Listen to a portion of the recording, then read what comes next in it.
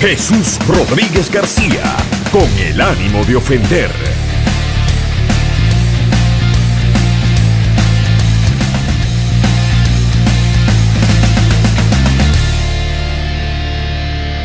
Saludos amigos, bienvenidos a esta edición de Jesús Rodríguez García con el ánimo de ofender, hoy dedicada totalmente a la disyuntiva histórica que vive el país, al vacío histórico de gobierno que está padeciendo el país, luego de que Ricardo Rosselló renunciara o anunciara su renuncia efectiva el 2 de agosto a las 5 de la tarde.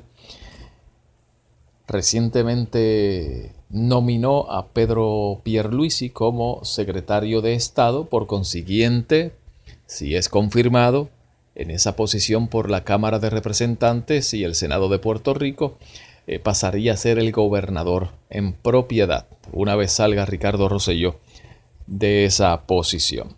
Pero la disyuntiva que yo llamo histórica e incómoda del pueblo de Puerto Rico es que tendrá un gobernador que fue asesor de la Junta de Control Fiscal. Pedro Pierluisi era abogado del bufete O'Neill & Borges, del cual pues ya anunció que renunció, que no estará trabajando para ese bufete, que le da servicios de asesoría a la Junta de Control Fiscal. El país tendría un gobernador que no sabemos, no necesariamente tiene que ser así, pero podría ser así. Es una aseveración permisible y cuestionarse si Pedro Pierluisi va a seguir las políticas de la Junta, entre ellas el recorte a las pensiones, entre ellas algo que todavía ellos no han descartado del todo, lo intentaron una vez, no pudieron, derogar la Ley 80 que atenta contra la seguridad de empleo de miles y miles de trabajadores de la empresa privada. En resumidas cuentas, hay que ver si Pedro Pierluisi viene a gobernar él o a ser gobernado por la Junta. Si su filosofía de gobierno será la filosofía de la Junta o será su propia filosofía. De otra parte, tenemos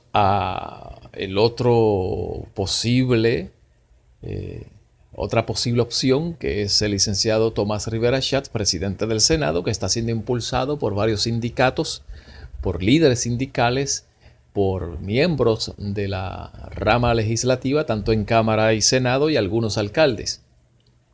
Pero ¿cuál es la situación con Tomás Rivera Schatz? Por un lado, Tomás Rivera Schatz goza de la simpatía de muchos sindicatos porque ha sabido acomodarse del lado correcto de la historia en algunos momentos dados, como por ejemplo pararse de frente y detener la derogación de la Ley 80, y ha asumido posiciones populistas en el buen sentido de la palabra, no en el sentido peyorativo de la palabra populista como es utilizada muchas veces, sino en el buen sentido de asumir posiciones a favor del pueblo. Y eso le ha ganado simpatías en muchos sectores del país. Sin embargo, Rivera Schatz representa, por otra parte, todas aquellas razones por las cuales el pueblo se tiró a la calle indignado a protestar contra el gobernador, a pedirle su renuncia, no solo por expresar en el chat actitudes misóginas, homofóbicas y burlonas a las personas obesas, sino que permitió que se hicieran esas expresiones. Y lo peor para mí de todo es decir que hasta los suyos cogían de pendejo, lo que significaba que se podría interpretar que él estaba reconociendo que cogía de pendejo a los demás, al resto del país.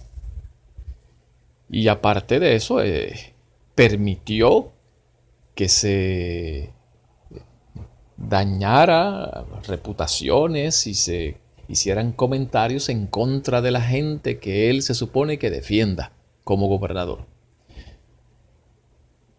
Pues precisamente el gobernador hizo esas expresiones en un chat. Ese era un chat privado. Pero Rivera Chat no se ha escondido nunca para expresar ese tipo de ideas y ese tipo de actitudes.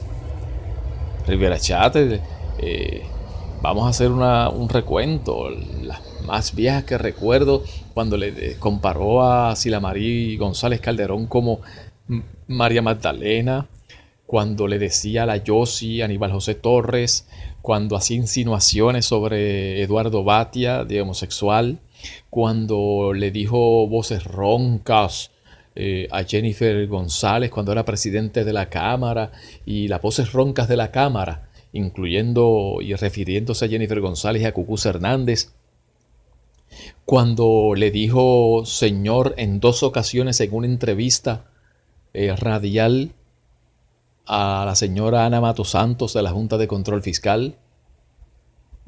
Y si seguimos por ahí, las veces que ha atropellado a periodistas, o sea, una manera maltratante contra mujeres periodistas, contra periodistas en general, insultante, atropellante.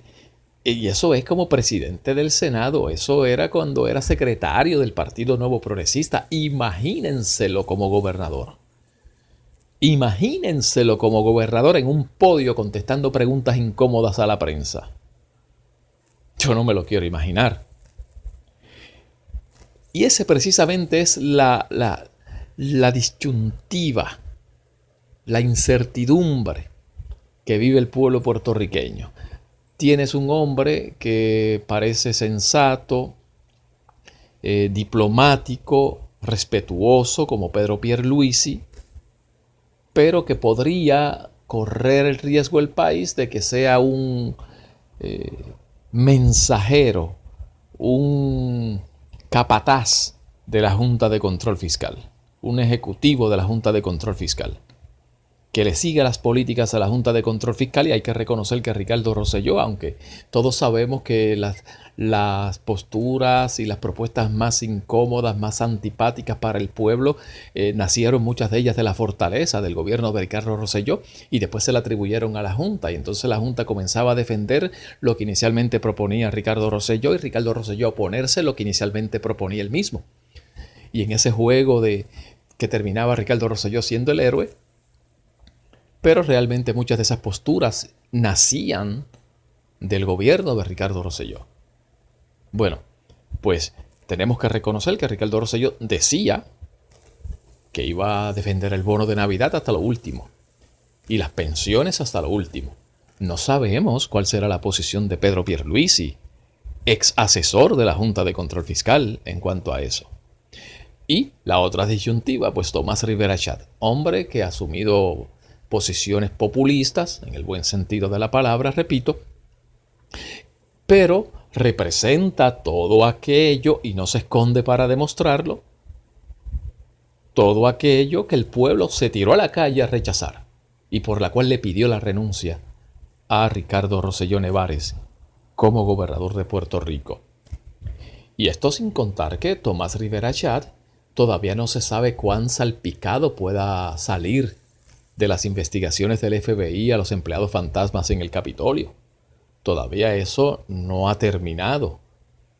No sabemos cuán implicado esté o resulte estar Tomás Rivera Chat en cuanto a eso. Así es que también se marchó por la corrupción en el gobierno. Bueno, pues hay unas investigaciones pendientes ahí en el Senado que no se sabe. De otra parte, Ricardo Rosselló sigue haciendo nombramientos como si aquí no estuviera pasando nada. Está a pocas horas de salir de la gobernación y él sigue gobernando.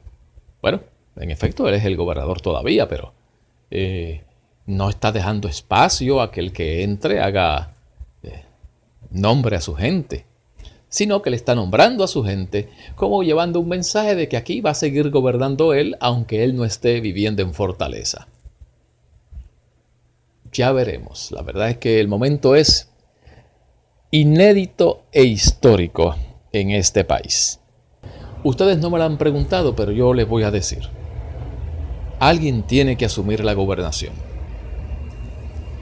Y nadie puede pretender aquí que gobierne un independentista o gobierne un popular en este momento histórico, porque aquí las elecciones las ganó el PNP.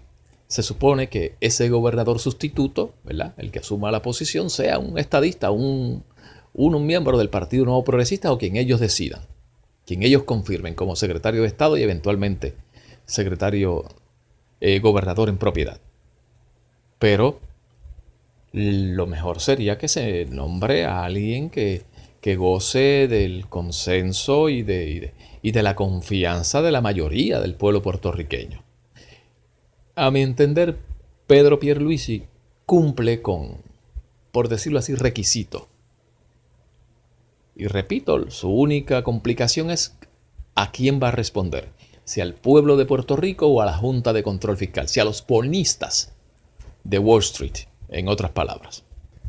Bueno amigos, recuerden, compártanlo, discútanlo, denle like y siempre agradecido por todo su apoyo.